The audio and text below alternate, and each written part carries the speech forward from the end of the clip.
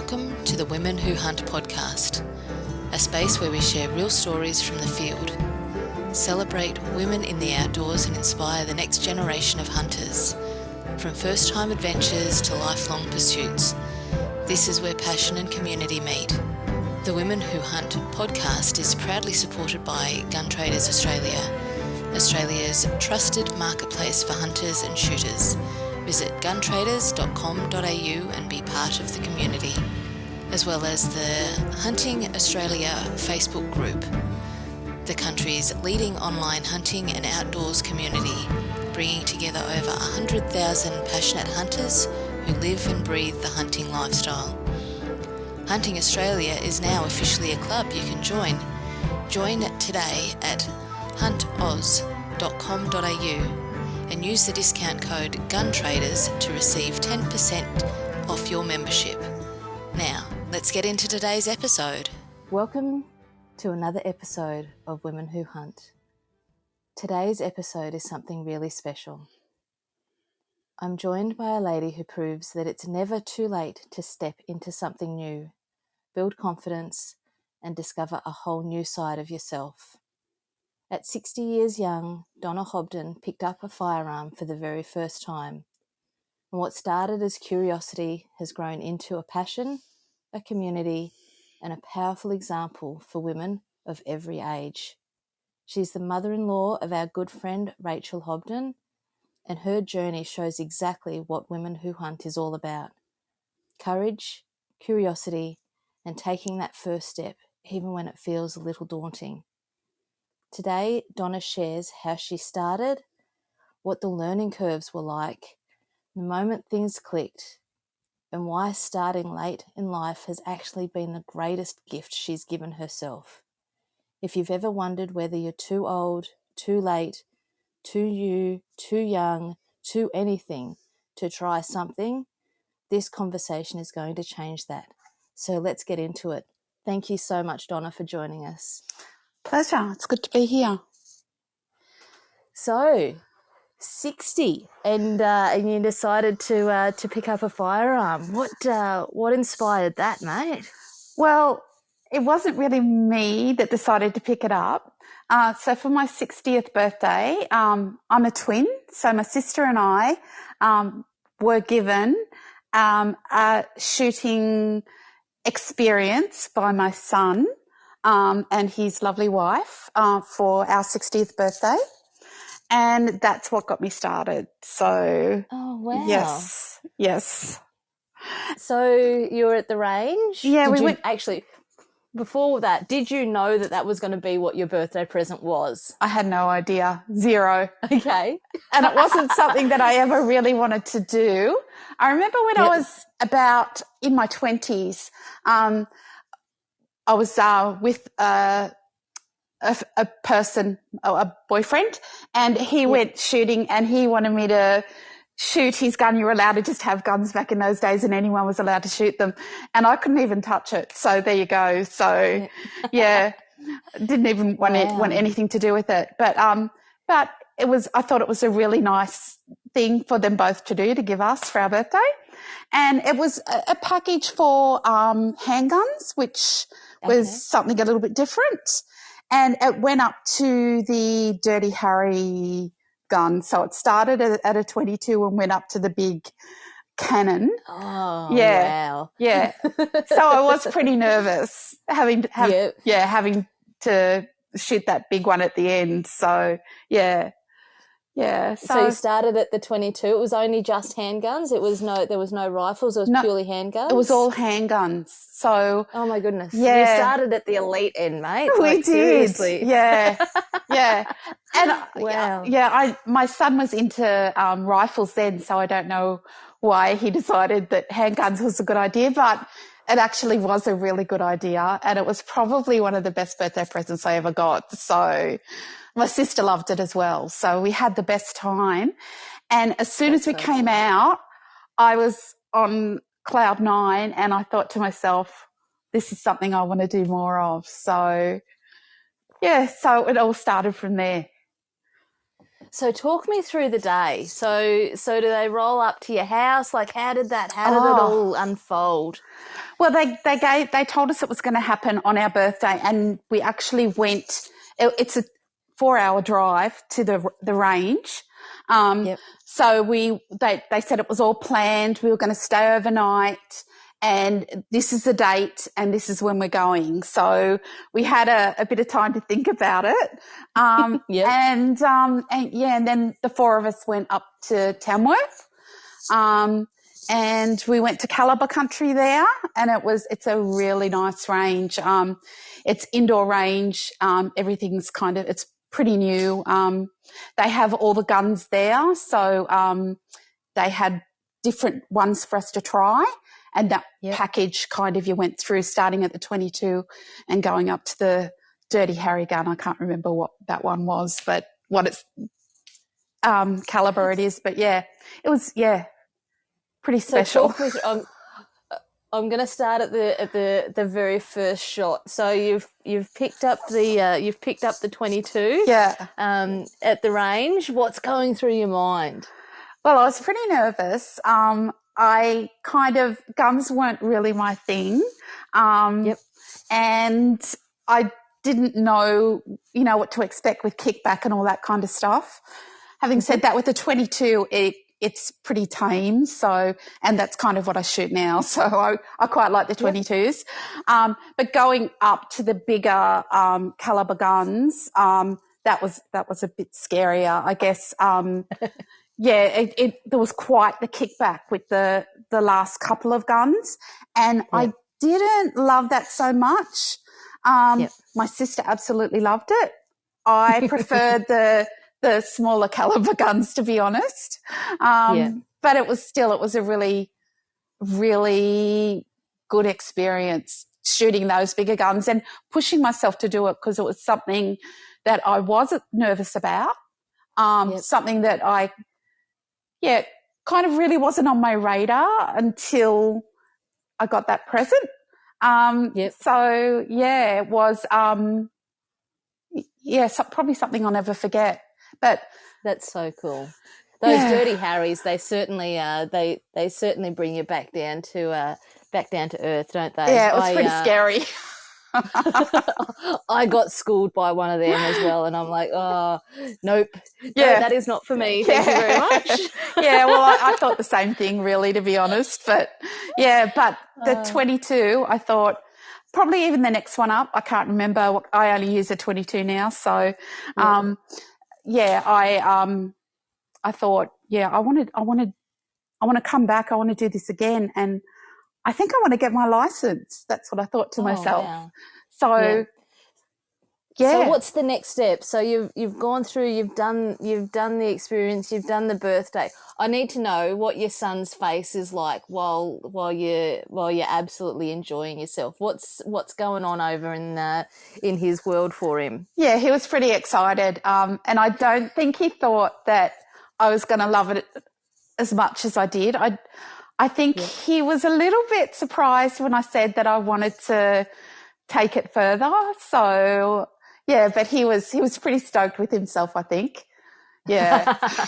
He's claiming it all of his own, is he? all his ideas, it's all on him. And I never asked them which one of them came up with the idea, but it was a really, really, really great present. I'd highly recommend it. Thing to do. Yeah. For a present. Yeah. Yeah. And so you've finished the day, and you've walked out of the range going, oh, I quite like that. What was your next step? What made you go from, I quite like that to, actually, hang on, I am going to get my license? What was the process between those two steps? As soon as I'd done it, I thought, I want to do this on a regular basis. So it was straight away. I wanted to get my license, but I didn't know how to go about it or what to do. And we kind of left, and Rachel and Vaughan and Kelly and I were speaking, and I kind of said, are you guys interested? Do you want to do it as well? And they did. So we had to then take the next steps, which was go back there to do the safety course. That was, I think, a half-day course, which was I thought it was really good. I really enjoyed it. But then there was you had to do 3 shoots after that before you could actually get your license. So there was a lot of travel. But I actually, at that time, was working part-time in Tamworth. So I'd have to go up there probably every month or every second month. And stay for a couple of nights. Yeah. So we all went back and did the safety course together. And then I got my shoots done a little bit quicker than them because they had to – I was working up there, so I managed to get that done. And nice. And then getting all the paperwork. It actually took quite a while to get all the paperwork together and get everything done, but get to that point where I could actually get my probationary license. So, but I still was going up there to do the shoots, and then after I got my license, going up regularly to shoot using a club gun. So you kind of just have to take whatever you could get. Right. And do they give you options? So where are you doing all of this at? Just a shameless plug for those who got you into it. It's Calibre Country in Tamworth.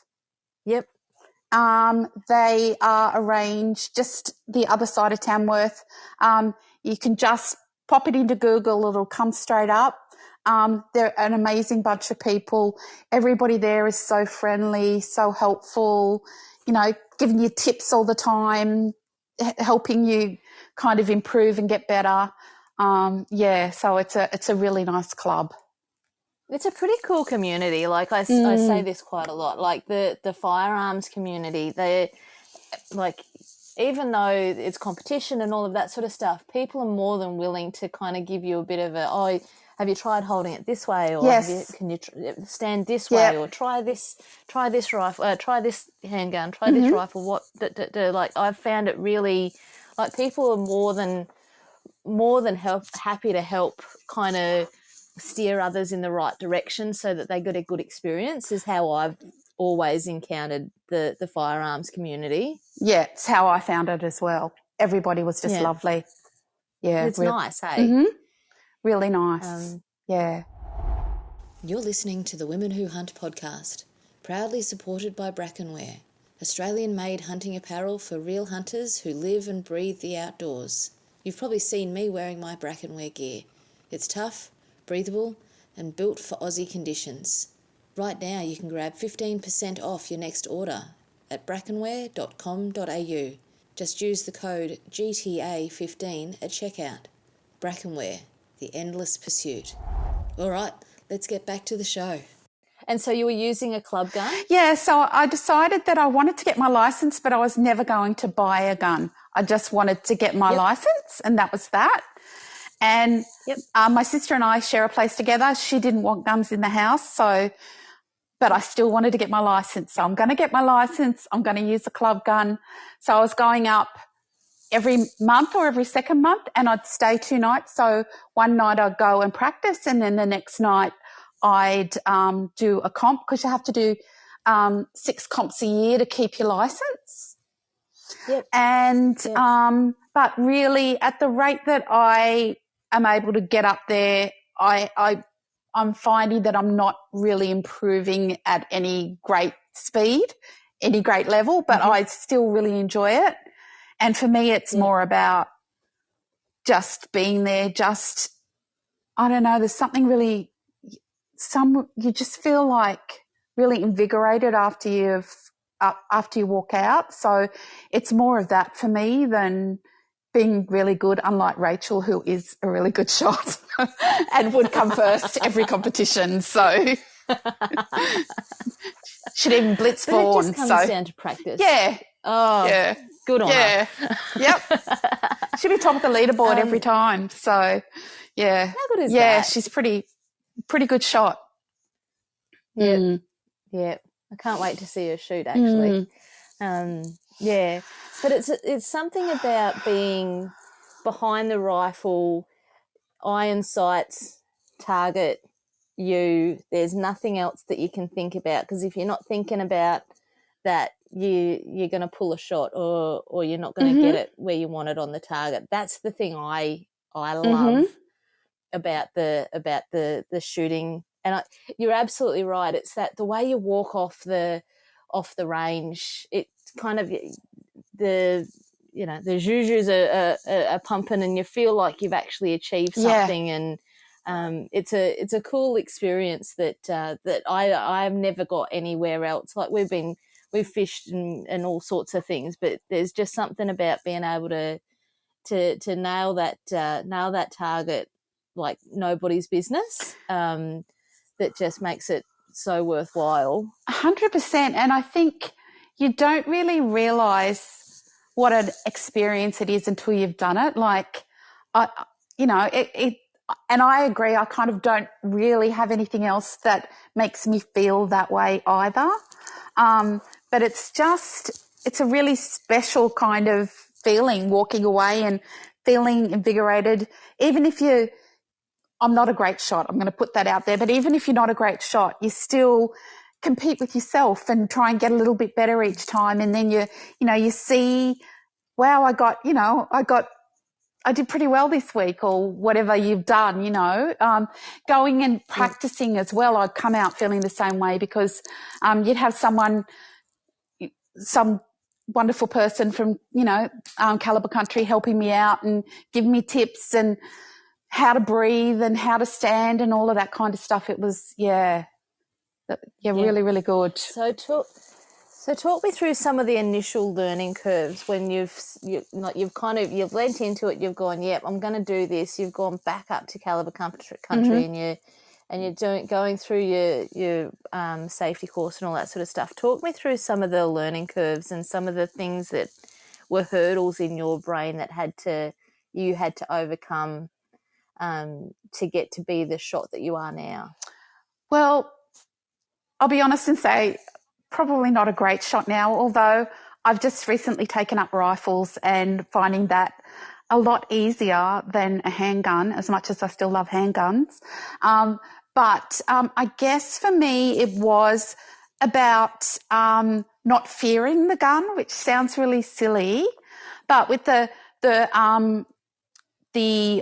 handgun, making sure, if I get a jam or something, for a good while there, it would kind of, I wouldn't have any clue what to do, and kind of learning all those processes. So building that confidence of being able to, unjam your gun or check it and do all those things confidently, and not feel like you constantly got your hand up asking someone, how do you do something? Yeah. So that kind of just building confidence it was for me, I think. And how did you feel after you cleared your first jam? Yeah, I felt pretty good. It was, okay, this isn't that hard to do. I can do this. And so, but after a while, using the comp guns, the guns from the club all the time, made me think that I really need to get my own gun to be able to get to, I think to be able to really improve and get to know my gun and, that kind of stuff, which you can't with using a different gun every time you go to shoot. Yeah. So I guess that was something that started to niggle at me over time, was thinking, I want to get my own gun now. So my sister's not going to like it because she said no guns in the house. So has she gone on the journey with you? Is she doing the safety course and all that sort of stuff with you, or is she just going to go, oh, look, no, Donna, that's your bag, off you go? She's kind of done that, but I know that she loves it. Yep. And she I don't know, there's just something, I think maybe that thing that might have stopped me at the beginning, she hasn't got past that, but I just I'm going for it. I'm going to prove to myself that I can do this. So, and I still keep trying to talk her into it.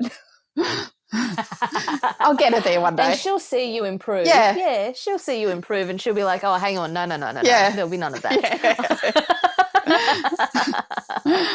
That sister rivalry will kick in at some point, I'm sure. Absolutely, yeah. So have you taken the leap? Have you bought your own gun yet? Well, yes, I did. Oh, congratulations. What did you get? I got a blue Browning Buckmark 22. Yes. It is. Nice. Oh, it's so pretty. I wanted something really, and this sounds pathetic and it sounds not professional or anything, but I just wanted something that I thought looked really nice. So that's what I went with, but it also shoots really well as well. So, yeah, it's a really nice gun to shoot. It's got to be about the aesthetics. Oh, come on. There's got to be. 100%. 100%. Yeah. Yeah. So. And what made you choose that one? Like, you were 100% sold on the 22? Yes. It was going to be only a 22 because it's, it's ammunition's not that outrageously priced. It's a gun that I can handle. If I down the track maybe wanted to get something bigger, Vaughan and I have talked about this as well. I could always do that later on down the track. But for now, the 22 is, it's kind of all I need for now, and I really enjoy it. Yep.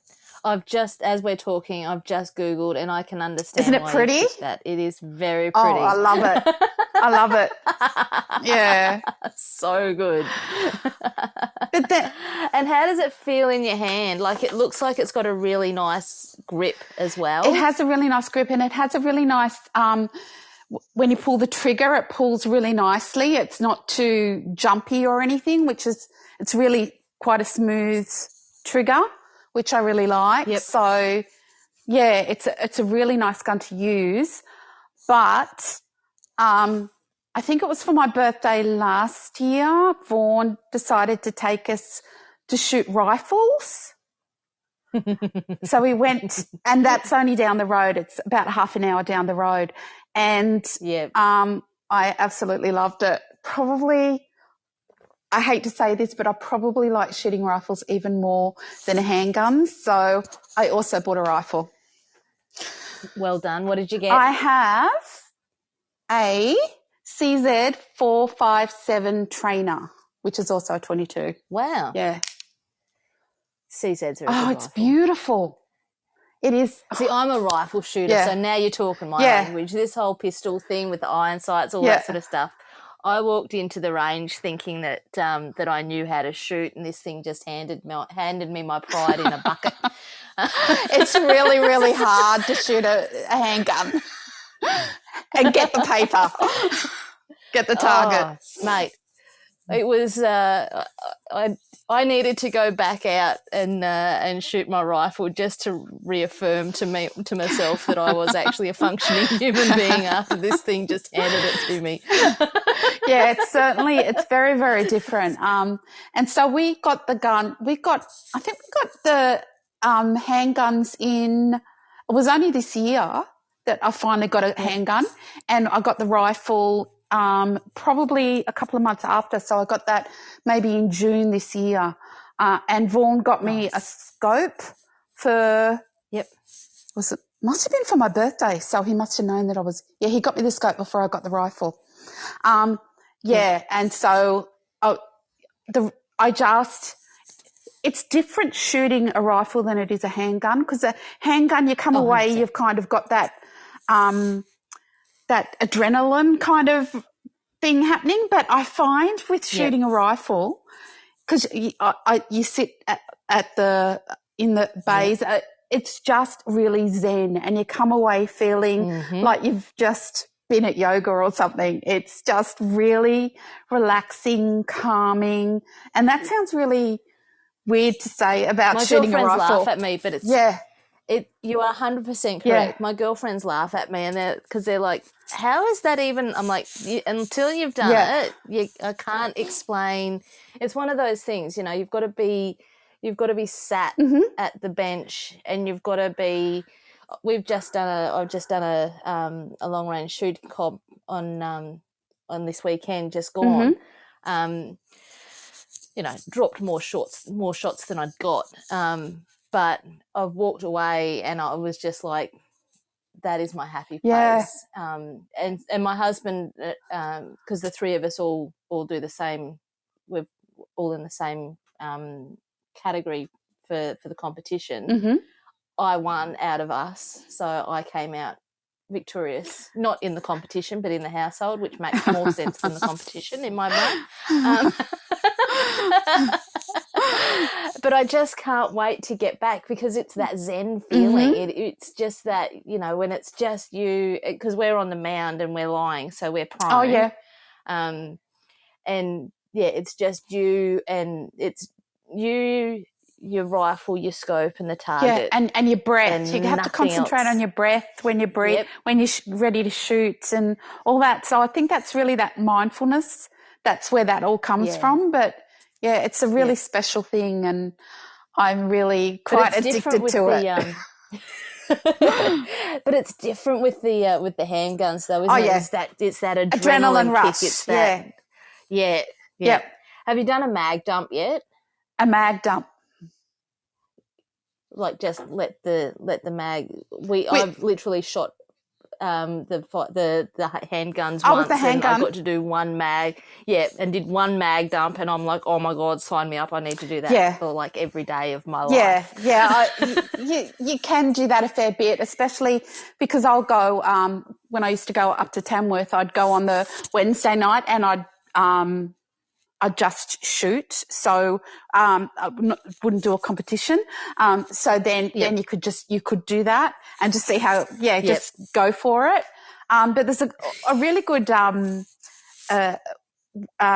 range in Sydney as well. We've only been there once, but I probably kind of went a bit nuts. That was right when I got the gun, and just did a lot of that. Yeah, that mag dumping. It was so much fun. So much fun.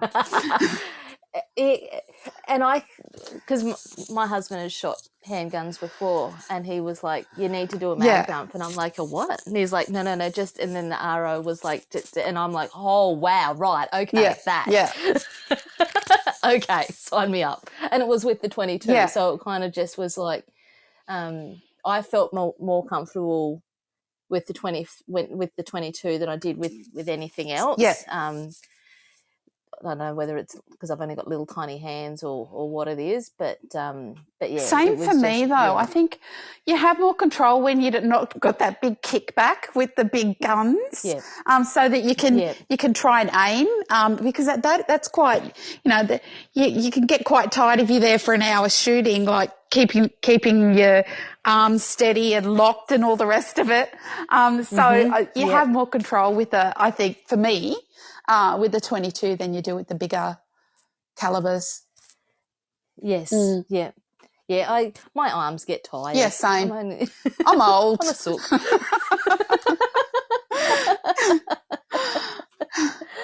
So, talk me through some of those moments when that was like, this is just clicking for me. I'm really enjoying this. So, what were some of those? Like, so you've bought a handgun, so you're all in, mate. Yeah. So what was the deciding point to go, no, I'm going to go buy a handgun? What was that? Well, I was probably, because you have to be a probationary shooter for 12 months. I think you can get a gun after 6 months, but, I wasn't going to buy one, so I didn't really go there. But it was in that 12-month period where I'm starting to think, this is crazy. I need my own gun if I want to get better. If I want to improve my shooting, using a different gun every time I go to the range, and then you might get one that is constantly jamming, or there's the sights are out or something like that. So you don't really have any control over what you're shooting because it's not yours. So I guess about the halfway mark into my probation, I started to think I really want a gun, and I started saying to Vaughan, how about, can't you store the guns for us? We can all get a gun then, and then we can have our own guns and blah, blah, blah. And he, we kind of tossed it around, and then I started, I hope my sister doesn't hear this, but I started working on her. And eventually she caved, which shocked me. But we actually didn't get the guns until this year. So I think I got my full license last year in September. Then we went to Sydney at Christmas, to St Mary's. They've got a nice little place there where we bought the guns from, and they did us a really good deal. We kind of, it took me that long to actually go and get one. But then once I got the handgun and I had permission to have guns in the house, I thought, well, I need a rifle now. So I went and got a rifle. So straight away. And I love my rifle. It's just a beautiful piece of machinery. I just love it. Wooden stock? Yes. Yep. Yeah, nice. It's a really pretty gun, and there was same again with that, this is pathetic. It's more, for me, it was more about the looks when I was going to get my rifle, and Vaughan said, I don't know if you want that one. And I said, but I really like it. No, I do. I want this one. And I made the right decision, and it shoots so well. And that's a difference with shooting, for me, a rifle as opposed to a handgun. I shoot much better because you've got the scope and you can see what you're shooting. Whereas when you're, 50 metres or 25 metres out with a handgun, you can see the target, but it's a long way to go, and it doesn't always, doesn't do it for me like when Rachel shoots. So, yeah.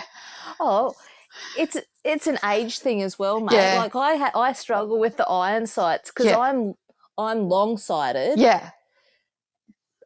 So I can't work out if I need my glasses or if I don't need my glasses. Like it's just this constant battle in my brain with the iron sights, and I can't work out which one it is yet, but I'm not going to let it beat me. No, don't. It's so worth it. I'm like, how can I shoot 900 yards and I can't bloody see 25 yards? Yeah, exactly. What is that about? Right? Yeah. I know exactly what you mean because I'm the same. I just about reach the thing. I can't see it. What's going on here? Yeah. But it's fun. And are you going to do the comps with Rach with the rifle as well? Yes. Yeah, definitely. I guess most of the time when I go shooting my rifle, well, all of the time when I shoot the rifle, I go with them. I used to go and shoot my handgun on my own because I was up there at Tamworth on my own. And I actually, since I've stopped travelling to Tamworth, I've done a couple of day trips there. So it's about 3.5 hours each way, if you don't stop. And I go there, I shoot, I come home. So, but it's worth it. Geez, you're keen. Yeah. Thanks for listening to the Women Who Hunt podcast, proudly supported by Nature's Perks, the ultimate outdoor adventure hub. Nature's Perks helped us take our hunting to the next level, and they can do the same for you, helping you grow your skills and confidence in the great outdoors. Become a member today at naturesperks.com.au and unlock exclusive benefits, fortnightly prize draws, guided hunts, fishing charters, and special discounts. Nature's Perks, where the wild side of life rewards you. All right, let's get back to the show.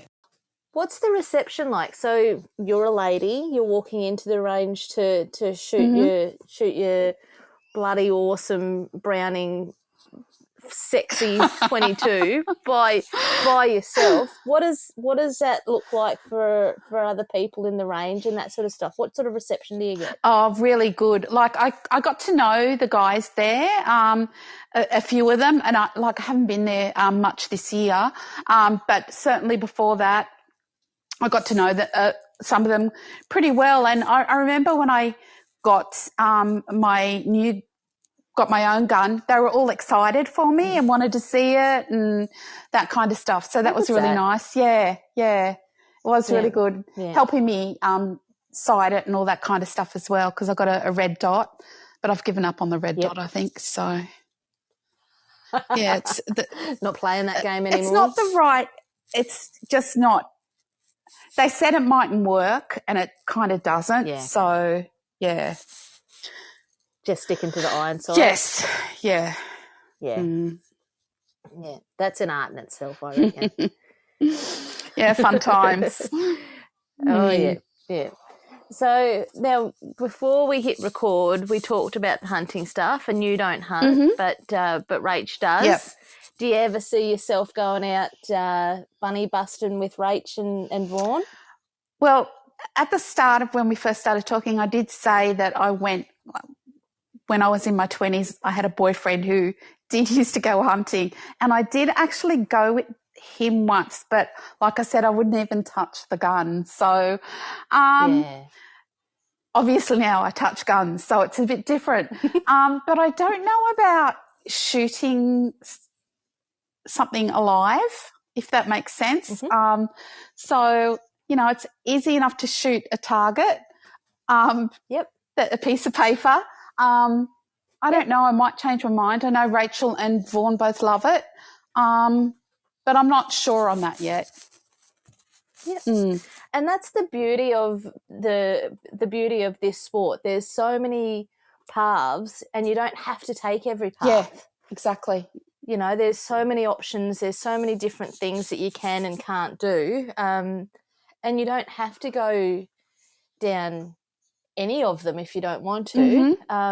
But there's the option there to explore if you do. Absolutely. You know? So. And that's why I asked the question. I'm like, I just wanted to see where your brain was at. Like, is that something that you would even consider? And at the moment, no, but maybe later. Yeah. So, and do you spend a fair bit of time with Rach and Vaughan at the range? Do you think you spend more time with them now that you're doing the shooting stuff than you did beforehand? We used to spend a fair bit of time together, I guess, before COVID, and that kind of did change a lot with everybody. So it certainly has picked up. We have a common interest again. We do see each other a lot more again now because of that. And we'll even all travel to Tamworth. We might stay the night up there and go and do a comp up there, which is, you know, a lot of fun. We take a murder mystery game and make a night of it and that kind of stuff if we stay over. So good. So it definitely has. Definitely, we do spend a lot more time together, I think. Yeah. So you reckon that 60th birthday present was a bit of a gift in disguise for not just yourself but the whole family? Oh, 100%. It was. I love a bit of imagination when it comes to gift giving, and that certainly was a little bit of imagination there. So, and it started something in me that I never knew that I wanted or that I would like. And even thinking about it now just makes me happy and makes me smile, because it's just something so, you know, like the handgun and the rifle are two completely different experiences, but they both give you something really amazing, you know, when you go and do it. Do you reckon it's changed your level of confidence, or has it built other muscles outside of that in your other parts of your life, you reckon? That's a great question. I guess something interesting, I think, having you saying that, it's kind of something that I like to tell people I do, because they don't expect someone my age for that to be a hobby. So it kind of became a bit of in my last job, it was a bit of a joke. Everyone had, have you been shooting this weekend? And they'd kind of have a joke about it with me, and they all thought it was kind of pretty interesting, that it was something that, you know, somebody, wow, I can't believe that you would shoot guns kind of thing. So I kind of like that kind of wow factor when it comes to someone my age doing something like shooting a gun and just having started a couple of years ago. So, yeah. Keep that up your sleeve for the two truths and a lie icebreaker absolutely. things that we do. Yes. Yeah. Yeah, no, that's awesome. And then, so at any point where you're like, wow, this is really daunting, I think I might have to put it down, or has it just been something that you've kind of gone, no, I'm committed to, I'm leaning in, I'm going to do it? I have, since I picked up my first handgun and shot it, it was something that I did never want to stop doing. So I can't imagine not having it in my life as something. I may not be a great shot, but it's something that I really love, I really enjoy doing. And yeah, I think it's just such an amazing hobby. And just like those feelings that you get from it, I've never for once thought, nah, this is too hard, I don't want to do it. I've had a couple of, experiences at the end of a night where they throw something at you. Like I remember one of the comps, I'd just not long started shooting and they decided to do one arm shooting, and I'm just... Oh, that's a bit mean. I know. So things like that threw me, because I'd been practicing the day before on my breathing and I did really well in the practice, and then I did really, really bad. So I walked out feeling really deflated, but that was one thing, and it wasn't not going to make me want to stop doing it. But it's not always, 9 times out of 10, it is an amazing experience. It was just when they throw something at you, you're not ready for. And what's the ratio when you're on the range, girls to boy ratio? So if you're looking at I think Tamworth has 6 or 8 lanes. It'd be just the one girl, the rest would be guys. They'd be lucky, I think, right at the end of the year, the financial year, when they have everybody coming up to shoot, that I think they had about 3 lots of people to go through. There might have only been 3 women, counting me there. So it's majority men, but they're a nice bunch of guys and they're all really helpful and chatty and yeah. And how do you go with the other ladies, if there's the other ladies on the range? I know when I'm on the range and you kind of see another lady, you kind of give this knowing nod as you walk past to get yourself set up. It's a nice feeling where there's another girl on the range with you. Absolutely, and you kind of instant click and you can talk and that kind of stuff. I remember it was they had the big night when they were getting ready for the end of financial year, and there was probably about 18 people there, and there was this girl shooting, and we were talking, the guys were asking me about my gun and I didn't have it yet, and the girl was saying, oh, you're going to love it, there's nothing better than shooting your own gun, and she was really sweet and really supportive, and I think I cut my finger or something on it because it was a club gun, and I cut my finger on the gun, and she got me a Band-Aid and all this kind of stuff like that. They were just really, really sweet, really, really lovely, genuine people. Nice little community. Hey? Amazing. Yeah, I'd highly recommend it.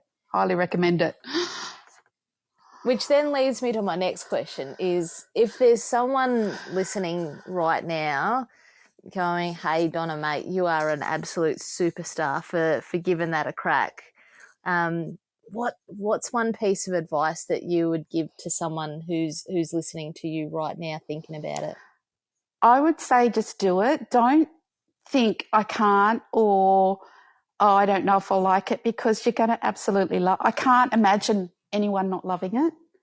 And you've got an amazing community around you who's going to support you, and certainly in Tamworth and CM as well. Like, they're just an amazing bunch of people who care about each other, who care about the sport and they want people who care about the sport to be in it.